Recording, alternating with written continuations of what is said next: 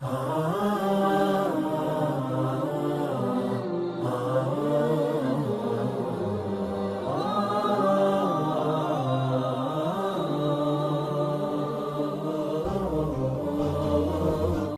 کے طور پر ان کے شبہات میں ایک یہ ہے کہ اللہ تعالیٰ اعوذ باللہ جو ہے وہ غنی مطلق نہیں ہے، وہ کچھ ہستیوں کا محتاج ہے۔ اگر وہ ان ہستیوں کو خلق نہ کرتا تو وہ لوگوں تک اپنا پیغام نہ پہنچا سکتا۔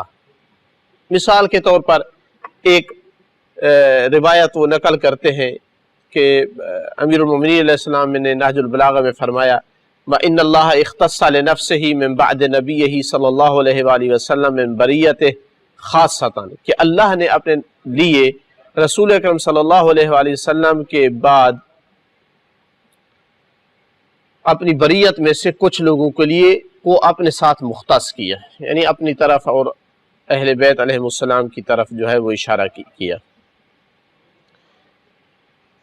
اس قسم کی حدیثوں سے وہ استدلال کرتے ہیں کہ اللہ نے آل محمد کو اپنے لیے اس لیے چنا تھا کہ وہ لوگوں تک اپنا فیض نہیں پہنچا سکتا تھا ان کے بغیر، جس طرح کے لوگ ان کے بغیر اللہ تعالیٰ تک نہیں پہنچ سکتے تھے۔ اور وہ یہ بھی ساتھ ذکر کرتے ہیں کہ اللہ تعالیٰ کی طرف سے آواز آئی کہ اے حضرت انسان، جس طرح تو ان کے بغیر مجھ تک نہیں پہنچ سکتا تو میں بھی ان کے بغیر تجھ تک نہیں پہنچ سکتا ہوں۔ تو کیا یہ کہنا درست ہے کہ اعوذ باللہ اللہ تعالیٰ محتاج ہے کسی کا؟ تھوڑی سی بھی انسان اپنی عقل استعمال کرے تو اس کی عقل بتا دیتی ہے کہ خالق مخلوق کا محتاج نہیں ہو سکتا۔ کیسے محتاج ہو جو اس کی مخلوق ہو؟ یعنی اس کا مطلب ہے وہ تو تب بھی تھا جب یہ مخلوق نہیں تھی، تو ان کو خلق کرنے کے بعد ان کا کیسے محتاج ہوا؟ لہٰذا یہ کہنا کہ اللہ کے تک ہم ان ہستیوں کے بغیر نہیں پہنچ سکتے تھے درست ہے، کیونکہ انسان اتنی صلاحیت نہیں رکھتا ہے عام انسان۔ یہ بھی درست ہے کہ اللہ کا فیض ڈائریکٹ ہم تک نہیں آ سکتا تھا، لیکن اس میں اللہ کی حاجت ثابت نہیں ہوتی، اس میں ہماری حاجت ثابت ہوتی ہے۔ ہم محتاج ہیں، ہم اس قابل نہیں ہیں کہ ہم ڈائریکٹ لے لیں۔ جس طرح کہ پانی گرم ہونے میں محتاج ہے کس کا؟ آگ کا۔ اللہ محتاج نہیں ہے آگ کا۔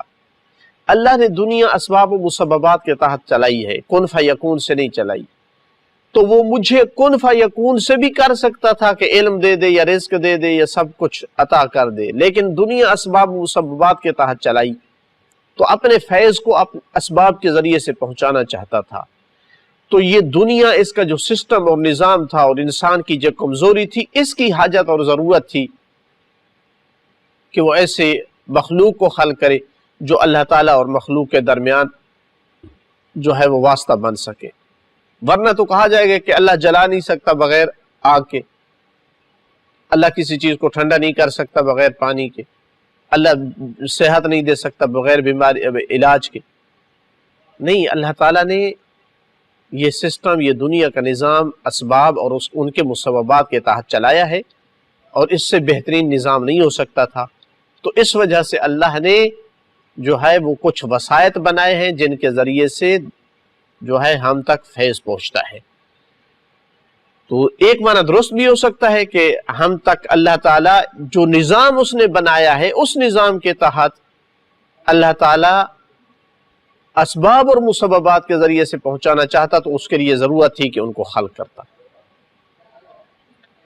اسی طرح مثلا کہا جاتا ہے کہ اللہ تعالیٰ جو ہے وہ اپنے ظہور میں اور اپنے معرفت کروانے میں وہ محتاج تھا۔ اس طرح کی گفتگو سے اجتناب کیا جائے۔ اللہ غنی مطلق ہے، اگر اس کو بھی ہم نے محتاج قرار دیا تو وہ اللہ تعالیٰ نہیں رہے گا، وہ مخلوق ہو جائے گا۔ جس کی طرف محتاج ہے وہ اللہ ہو جائے گا۔ ہاں، یہ بات ضرور ہے کہ وہی اسباب اور مسببات، یعنی عام مخلوق کو، مجھ جیسے انسان کو اپنی معرفت کما حق معرفت جو ہے وہ کروانی ہے، کن فیکون سے ہٹ کر اسباب کے ذریعے سے، عام حالات کے ذریعے سے۔ تو درمیان میں ایسے ہادی اور راہبر لے آئے کہ جن کے ذریعے سے معرفت ہو۔ لہذا اس طرح کی گفتگو سے اجتناب کیا جائے کہ ایک حدیث جس کا کوئی وجود نہیں ہے لیکن ممبروں سے بیان کی جاتی ہے بعض دفعہ کہ جناب میثم تمار جو ہے وہ مسجد قباء میں دبی لفظوں سے رات کو آئے تو آواز آ رہی تھی، تو جناب میثم سمجھ گئے کہ لسان اللہ بول رہے ہیں، یعنی مولا علی علیہ السلام، اور جب سنا تو کہہ رہے تھے کہ مولا علی کہہ رہے تھے کہ اے میرے پالنے والے، اس وقت تیری کبریائی جو ہے اس کی تنہائی ہے اور تیری وحدت کی خلوت ہے، مخلوق سن نہیں رہی ہے، تو میں تنہائی میں آپ سے دو باتیں کرنا چاہتا ہوں۔ میں مانتا ہوں کہ تو میری ضرورت ہے اور تو بھی اکیلا ہے، تو مان لے کہ میں تیری ضرورت ہوں۔ ایاذ باللہ، ایاذ باللہ، اس طرح کی حدیث ہے۔ مولا علی علیہ السلام منوا رہے ہیں اللہ تعالیٰ سے کہ تو مان لے کہ میں تیری ضرورت ہوں، تو میرا محتاج ہے۔ اپنی عقل سے کام لو۔ خالق مطلق، قادر مطلق، غنی مطلق کس کا محتاج ہو سکتا ہے؟ مولا علی علیہ السلام کی دعائیں پڑھیں، نہج البلاغہ پڑھیں، سجدے میں سر رکھ کے فرماتے ہیں کہ میری عزت کے لیے اتنا کافی ہے کہ میں تیرا بندہ ہوں، اور میرے فخر کے لیے اتنا کافی ہے کہ تو میرا رب ہے۔ تو کیسے اس طرح کے مولا علی علیہ السلام جملے کہہ سکتے ہیں؟ اور اسی طرح مثلا کہہ رہے تھے کہ اے میرا اللہ، اے میرے پروردگار، اگر تو نہ ہوتا تو مجھے وجود نہ ملتا، لیکن تو بھی یہ مان کہ اگر میں نہ ہوتا تو تجھے ظہور نہ ملتا۔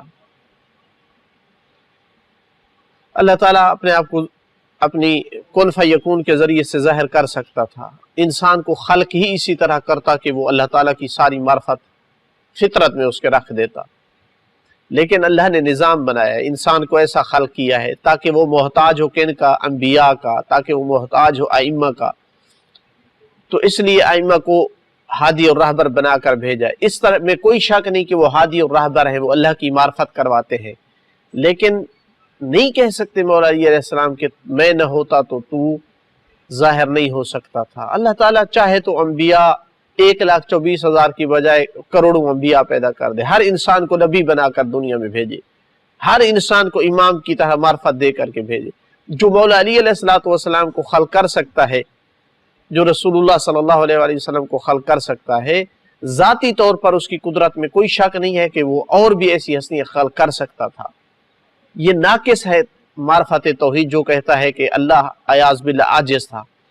ہاں، جو سسٹم اس نے بنایا ہے، جو دنیا اس نے چلانی تھی، وہ سسٹم ایک ہی علی کے ساتھ مناسب تھا، ایک ہی رسول خدا صلی اللہ علیہ وسلم جیسی ہستی کے ساتھ مناسب تھا۔ تو لہٰذا یہ تصور دینا لوگوں کو کہ اللہ کسی کا محتاج ہے، یہ شرک ہے۔ اللہ کسی کا محتاج نہیں، یہ غنی مطلق ہے۔ یا ایھا الناس انتم الفقراء واللہ هو الغنی، قرآن مجید صراحت سے کہہ رہا ہے اے لوگو تم سب کے سب محتاج ہو، اللہ کسی کا محتاج نہیں ہے۔